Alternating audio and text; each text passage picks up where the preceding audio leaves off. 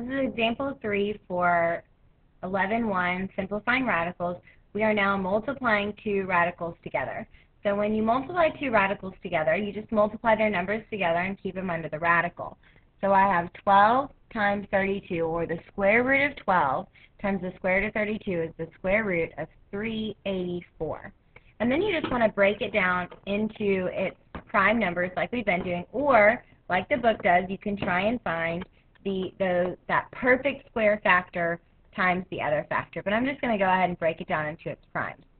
Since I multiplied the square root of 12 times the square root of 32 to get this number, I know that it's 12 times 32, so I'll just break down 12. 12 would be 3 times 4. 4 is 2 times 2. Or you can leave it as 4, because you know you can take the square root of that, times 32, which is 4 times 8, and 4 is 2 times 2, times 8, which is 2 times 2 times 2. And then pull out your factors, or pull out your pairs. So I have 1, 2, 3 pairs of 2s, and 3 and 2 have to stay inside. So I pull out 1, 2, 3 pairs of 2s, and then 3 times 2 stays inside, so 3 times 2 is 6.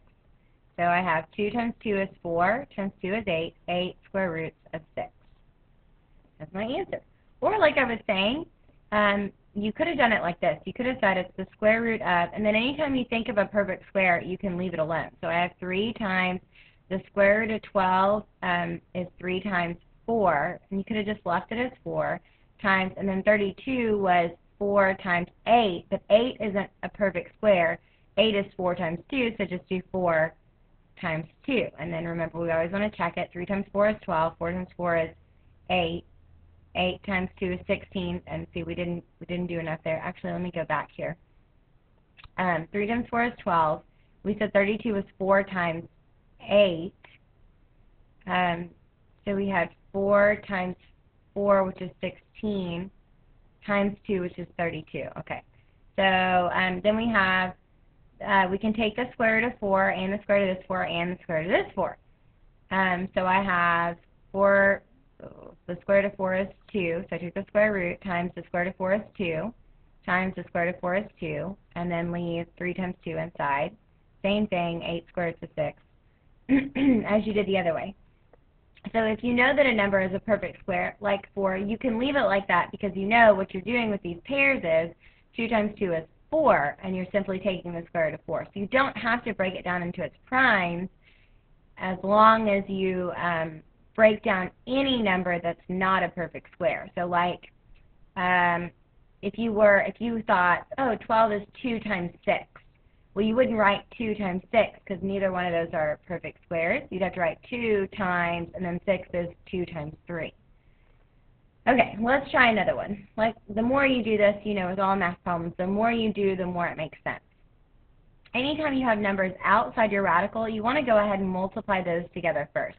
So first I'm going to do 7 times 3, which is 21, and then you multiply the numbers under the radical together. So 5 times 8 is 40.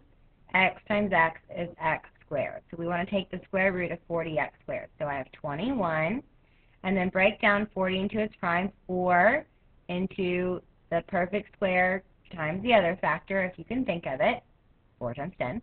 So 40 would be 4 times 10, and 10 is 2 times 5. And I left 4 like alone, since it's a perfect square. I know I'm just going to take the square root of it anyway. And then times, and you can leave the x squared because you know you're just taking the square root of x squared. So I have 21. The square root of 4 is 2, so 21 times 2. So that's gone. We took the square root of it. And then the square root of x squared is just x. And then 2 times 5 has to stay inside. 2 times 5 is 10. 21 times 2 is 42x square roots of 10. So on this problem, I kind of did a combination of the book's method and my own method, which is fine. All right, let's look at some more examples. So again, you want to multiply them together first. 13 times 52 is 676, so we want to find the square root of 676. And actually, 676 is a special number. It's a perfect square, and the square root of 676 is 26. We always love when that happens. It makes it a lot easier. Okay, same thing here. So leave your 5 outside, then multiply your radicals together. The square root of 3c times the square root of 6c. 3 times c is 18. C times c is c squared. And we want to take the square root of that. So I have 5 times the square root of 18 is 2 times 9. I know 9 is a perfect square, so I'm going to leave it alone. I'm just going to take the square root of it. Times, and c squared is a perfect square. So I have 5 times, the square root of 9 is 3, so it comes out. And the square root of c squared is just c, so that comes out. And then 2 has to stay inside, so the square root of 2. And then simplify. 5 times 3 is 15 times c. 15c square root of 2 is your answer. All right, last one.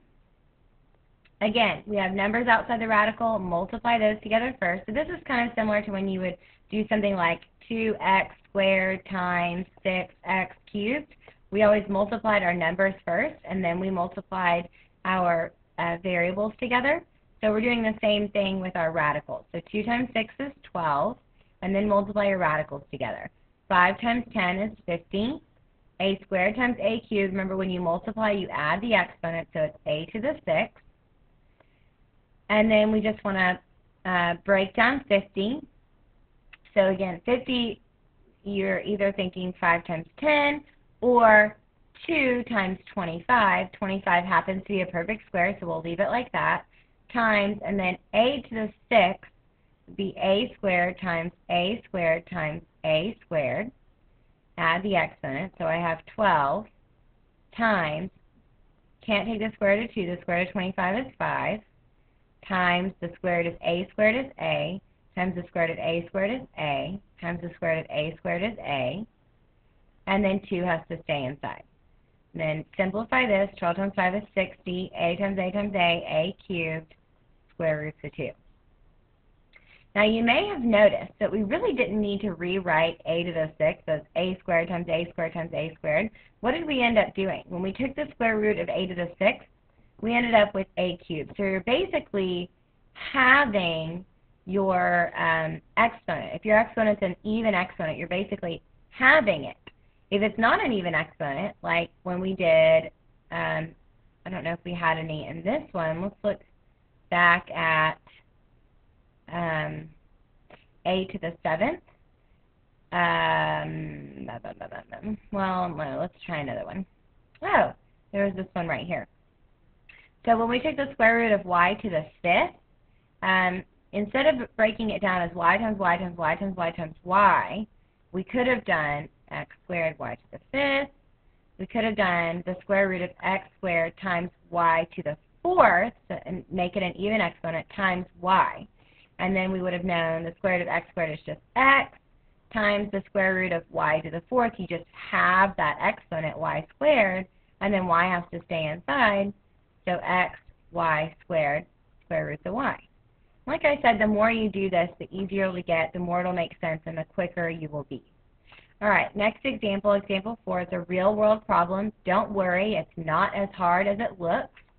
So suppose you were looking at a 4th floor window 52 feet above the ground.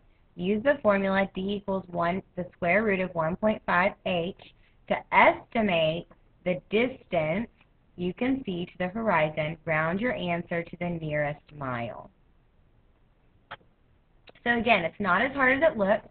Take that formula, d equals the square root of 1.5h, and then you just want to plug in the number they've given you.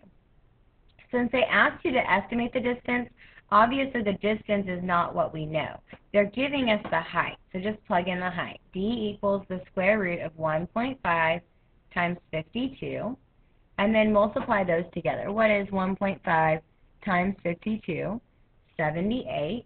So I have the square root of 78. And since it says estimate the distance and round to the nearest mile, that means they don't want it in simplest radical form.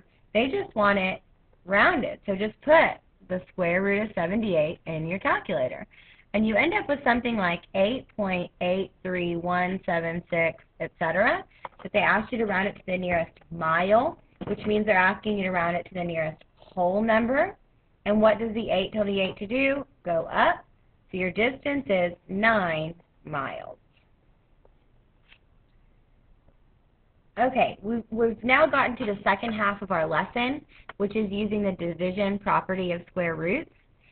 And it's very similar to the multiplication property in that you can just split it up. So for every number a is greater than or equal to 0 and b is greater than 0, the square root of a divided by b can be separated into the square root of a divided by the square root of b. So that's what they did here. If you want to find the square root of the fraction 16 25ths, then just separate it. The square root of 16 divided by the square root of 25. 16 and 25 are both perfect squares. The square root of 16 is 4, and the square root of 25 is 5. There's your answer. So let's look at this first example using division. Again, I'm just going to separate it out first. So I have the square root of 13 divided by the square root of 64. Now, 13 we can't simplify. It's a prime number. It's just 1 times 13. There are no pairs we can pull out. There are no perfect square factors. There's nothing we can do with it. So just leave it alone. Square root of 13 divided by. So now we're in luck with 64. 64 is a perfect square. So the square root of 64 is just 8 because 8 times 8 is 64. There's your answer.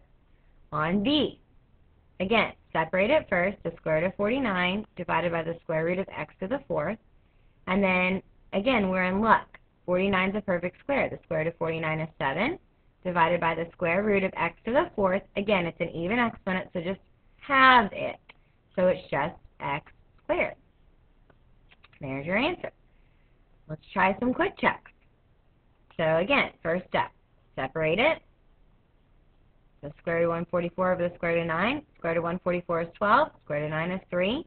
Ooh, but we can keep simplifying this one. 12 divided by 3 is 4, and that's your final answer.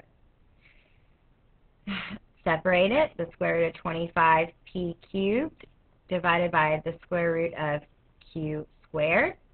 25 is a perfect square, so the square root of 25 is 5.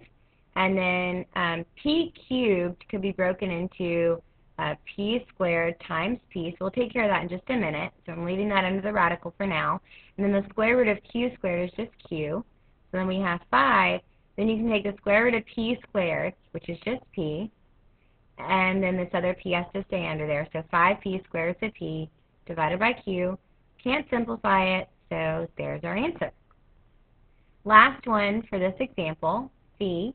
Again, same thing, separate it. Square root of 75 divided by the square root of 16t squared. 75 is not a perfect square, so let's break it down into its primes. So 75, let's see, I know I can divide it by 5, so I have 5 times, it'd be 5 times 15. And if you're not sure about that, you know, you can always use your calculator and put 75 divided by 5. You know it's divisible by 5 because it ends in a 5. And it'll say, give you 15. Well, 15 we can break down to be 5 times 3, and that's all our primes, divided by the square root of 16 is 4, and the square root of t squared is t. And then in the top part, all we want to do is just pull out our pair of 5s. 5 times 5 is 25. The square root of 25 is 5. Square roots of 3, we can't take the square root of that, divided by 4t, and we can't simplify that, so there's your answer. Okay, so in this example, what we saw is you just separate your fraction first, take the square root of the top, divided by the square root of the bottom, and then simplify your radical as much as possible. If there's anything you can pull out of the radical, you want to do it. If you can simplify your fraction, do it. We just have 2 more examples, and then we're done with 11-1.